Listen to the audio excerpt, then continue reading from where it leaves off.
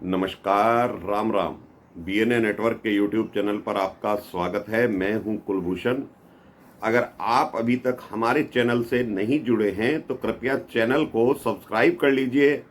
मेरा कंटेंट, मेरा विश्लेषण आपको पसंद आता है तो लाइक भी जरूर कीजिए। एक राष्ट्र कवि प्रदीप का भजन है, कोई लाख करे चतुराई, कर्म का लेख मिटे नारे मेरे भाई। तो ऐसी ही कुछ पंक्तियां दिल्ली के कट्टर ईमानदार मुख्यमंत्री, पूर्व मुख्यमंत्री अरविंद केजरीवाल पर लागू होती हैं। जो कर्म हैं वो अब इसका पीछा नहीं छोड़ रहे हैं, तो लिहाजा जंतर मंतर पर जनता अदालत का आयोजन करता है। और वो जनता अदालत का नाम दिया गया, लेकिन उस कार्यक्रम में जिस तरह से इसने बातें करी और जो जनता आई थी, वो कहने को तो जनता है लेकिन वो इसी की पार्टी के कार्यकर्ता थे, जिनको कभी ना कभी इस व्यक्ति ने फायदा पहुंचाया है। क्योंकि ये अवैध नियुक्तियां भी करता था, किसी को बताता था कि भाई ये विदेशों से पढ़कर आया है, हम इसकी सेवाएं ले रहे हैं, 1-1 1.5 लाख रुपए सैलरी देता रहा। मंच जो सजाया गया था, कायदे से वहां पर जो फिलहाल मुख्यमंत्री, नवनियुक्त मुख्यमंत्री आतिशी वहां पर बैठी हुई थी, कोई उनको तवज्जो नहीं दी गई, सिर्फ गुणगान किया। तो केजरीवाल ने अपना किया और अपनी कट्टर ईमानदारी का किया। तो शीर्षक मैंने दिया है जंतर मंतर केजरी छू मंतर, क्योंकि जंतर मंतर से ही इसने धरना प्रदर्शन चालू किए थे अपनी पार्टी बनाकर। पूरी संसद को ये चोर बताता था, लुटेरा बताता था। कई नेताओं पर इसने आरोप लगाए और अरुण जेटली और ऐसे कई नेता हुए, नितिन गडकरी जैसे, पैर पकड़कर इसने माफी भी मांगी। अरुण जेटली से माफी मांगी, नितिन गडकरी से माफी मांगी, कपिल सिब्बल से भी इसने माफी मांगी। कपिल सिब्बल उस वक्त यूपीए सरकार में मंत्री हुआ करते थे। तो ये व्यक्ति चौथी पास राजा की कहानी जब विधानसभा में सुना रहा था, एक बार विधानसभा का विशेष सत्र बुलाया था और चौथी पास राजा की कहानी सुना रहा था, तो अहंकार में था उस दिन। लेकिन कल जब मैंने इसको देखा कि ये व्यक्ति उसी चौथी पास राजा के लिए गिड़गिड़ा रहा है, जिसको ये चौथी पास राजा का आका समझता है, आरएसएस यानी राष्ट्रीय स्वयंसेवक संघ, उससे गिड़गिड़ा रहा था, सवाल पूछ रहा था। मेरा सवाल केजरीवाल ये है कि जिस संगठन से तुम सवाल पूछ रहे हो, क्या उस संगठन के बारे में तुम एबीसीडी भी जानते हो? जिस चौथी पास राजा की तुम कहानी विधानसभा में सुना रहे थे, क्या उस व्यक्ति के व्यक्तित्व को जानते हो तुम? वो चौथी पास राजा आज भी इस देश का प्रधानमंत्री है, प्रधान सेवक है, और तुम एक शहरनुमा राज्य के मुख्यमंत्री थे जो विधानसभा में गरज रहे थे। अपने आप को तुम किसी भगवान से कम नहीं समझ रहे थे। अहंकार तुम्हारा विधानसभा में बोल रहा था। तो जो व्यक्ति आज जंतर मंतर पर अपनी बेगुनाही बता रहा था, अरे भाई, अजमल कसाब जैसे आतंकवादी भी अदालत में जाते हैं तो अपने आप को बेगुनाह बताते हैं। आज जिस आतिशी को आपने मुख्यमंत्री बनाया है, उसके माता पिता तो संसद पर हमले के आरोपी को बेगुनाह बताते रहे। तो तुमने तो सिर्फ शराब घोटाला किया है या जल बोर्ड में घोटाला किया है, स्कूलों में घोटाला किया है, तो तुम कौन हो? आरएसएस से सवाल पूछने का मतलब तुम्हारा क्या होता है? आपको सवाल पूछने हैं। आप एक राजनीतिक व्यक्ति हो सकते हैं, तो दूसरी राजनीतिक पार्टी से आप सवाल पूछ सकते हैं, प्रधानमंत्री से पूछ सकते हैं। आपको नैतिक अनैतिक अधिकार है सवाल पूछने का। लेकिन जिस संगठन से आपका वास्ता नहीं है, जिस संगठन के बारे में आप दुष्प्रचार करते रहे हो, जिस संगठन को आप और आपका इंडी अलायंस कभी कभी देशद्रोही भी बता देता है, तो ऐसे संगठन से आपने क्यों जरूरत करी सवाल पूछने की? आपको राष्ट्रीय स्वयंसेवक संघ के बारे में क्या मालूम है? अगर मोहन भागवत जी ने इशारों ही इशारों में भाजपा के लिए या प्रधानमंत्री के लिए कुछ कहा है, तो वो उनके घर का मसला है। जेपी नड्डा ने अपने इंटरव्यू में यह कह दिया कि हमें आरएसएस के समर्थन की जरूरत नहीं है, तो वो जेपी नड्डा की पार्टी का मसला है। आप बिचौलिए क्यों बन रहे हो? आप अपनी सरकार में भी जो कार्य कर रहे थे, वो बिचौलिए की भूमिका निभा रहे थे। इधर से माल लेकर उधर पहुंचा रहे थे, हैदराबाद से पैसे लेकर गोवा चुनाव में पहुंचा रहे थे। तो बिचौलिए बनने की आदत छोड़नी पड़ेगी केजरीवाल। अपने आप को दिल्ली का मालिक कहने वाला ये व्यक्ति एलजी को कुछ नहीं समझता था, और कुछ दिन पहले एलजी के पास जाकर गिड़गिड़ा रहा था, इस्तीफा ले लो माई बाप, आतिशी को मुख्यमंत्री बना दो माई बाप।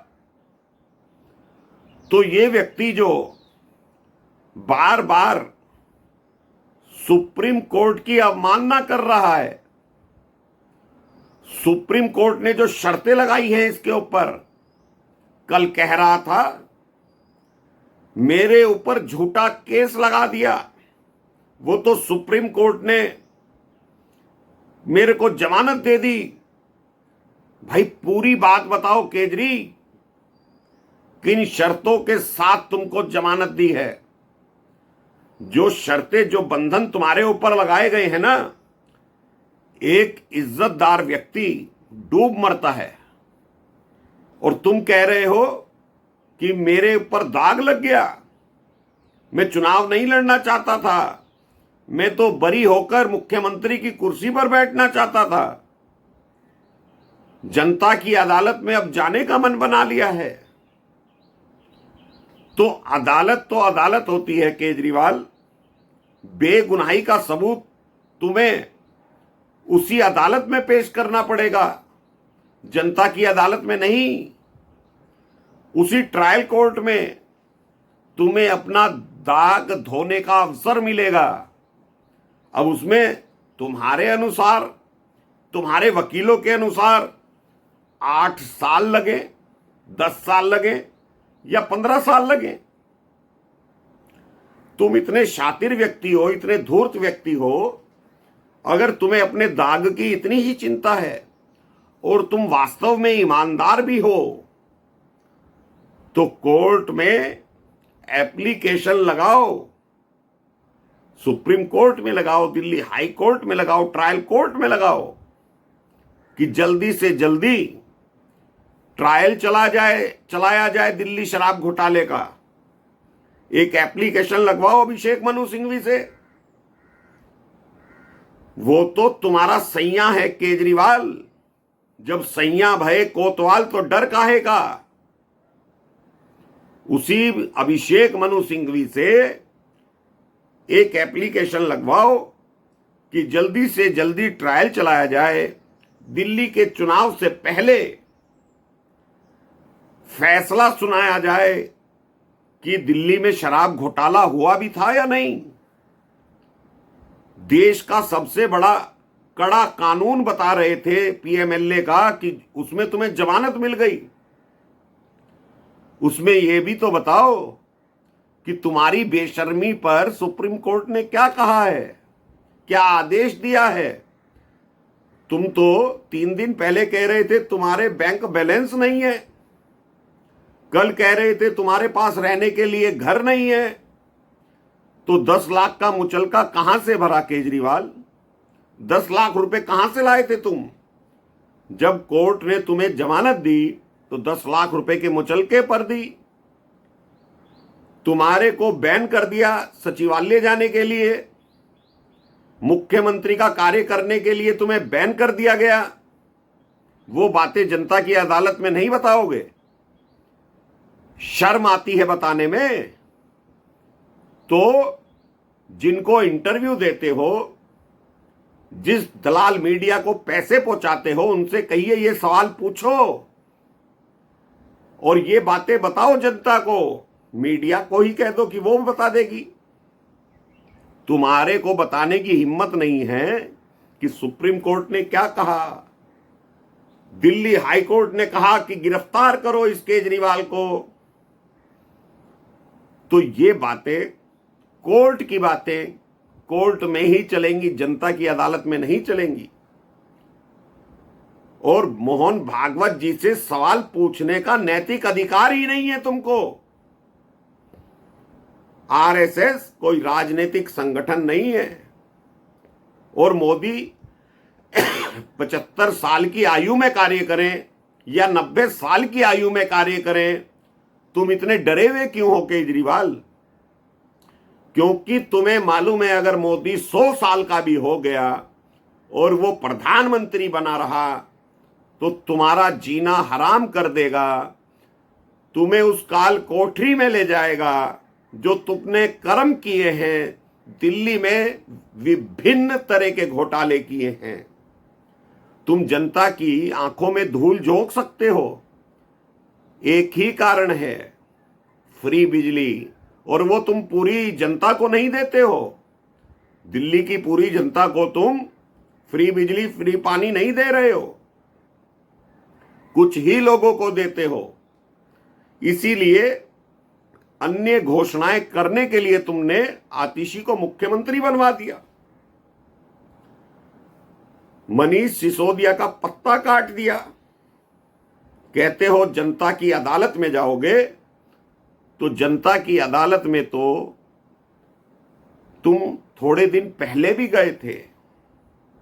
जेल का जवाब वोट से नारा दिया था, तुम्हारी धर्म पत्नी ने दिया था। रो रो कर टेसुए बहा रही थी कि मेरे पति को जेल में बंद कर दिया है।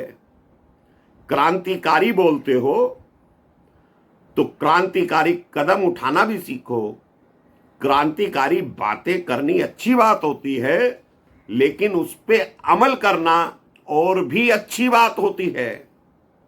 एक एप्लीकेशन अभिषेक मनु सिंघवी से लगवाओ कि ट्रायल जल्दी चले। अगर तुम दोष मुक्त हो जाते हो तो आओ जनता की अदालत में, लेकिन बरगलाओ मत। जो जंतर मंतर तुम्हें उठा सकता है, जो जनता तुम्हें दिल्ली का मुख्यमंत्री बना सकती है, वो जंतर मंतर तुम्हें गिरा सकता है, दिल्ली की जनता तुम्हें हटा सकती है। तो नरेंद्र मोदी को आरएसएस के पास ले जाने वाले तुम कौन हो? उनके घर का मामला है। दिल्ली का शराब घोटाला हुआ तो क्या ईडी और सीबीआई ने तुम्हारे मां बाप से पूछा था? तुम्हारे मां बाप से पूछताछ की थी क्या उस घोटाले में, जो तुम नरेंद्र मोदी को आरएसएस से भिड़वाना चाह रहे हो? नरेंद्र मोदी का और आरएसएस का घर का मसला है। ऐसे ही तुम्हारे मां बाप का तुम्हारे से घर का मसला है। तुमने घोटाला किया है, जवाब तुमको देना है। अगर तुम्हें कोई सवाल पूछने हैं तो नरेंद्र मोदी से पूछिए, अमित शाह से पूछिए, और गलती मत करिएगा। कोई सवाल योगी आदित्यनाथ से मत पूछ लीजिएगा। और आजकल तुम कह रहे हो कि तुम्हारे पास घर नहीं है और कह रहे हो इनकम टैक्स की नौकरी छोड़ दी। तुम्हें तो वैसे ही नौकरी से निकाल देना चाहिए था, क्योंकि तुम सरकारी पद पर रहते हुए पद का दुरुपयोग कर रहे थे, अपने एजेंडे चला रहे थे। किस किस तरह से तुम्हें मैग्सेसे अवार्ड मिला है वो तुम्हें मालूम है केजरीवाल, वो भी बताओ। दिल्ली का मुख्यमंत्री अगर सुप्रीम कोर्ट ये कह दे, तुम्हारे हाथ पैर बांध दे, तो तुम्हें इस्तीफा देना पड़ता है। और सरकारी पद पर जब तुम नौकरी कर रहे थे तो उस वक्त मनीष सिसोदिया के साथ, स्वाति मालीवाल के साथ तुम क्या कर रहे थे? दिल्ली की झुग्गी झोपड़ियों में क्या कर रहे थे? तुम अपना एजेंडा चला रहे थे, क्योंकि तुम्हें राजनीति में आना था। तुम्हारे घोटालों की बात क्या अन्ना हजारे से पूछी गई है? तुम्हारे माँ बाप से पूछी गई है? तो तुम आरएसएस से पूछने वाले कौन हो? पहले इन सवालों का जवाब दो, बाद में बात करना। तो दोस्तों, अभी के लिए इतना ही। मेरा कंटेंट, मेरा विश्लेषण आपको पसंद आए तो लाइक जरूर कीजिएगा, चैनल को सब्सक्राइब कर लीजिएगा। धन्यवाद, नमस्कार, भारत माता की जय।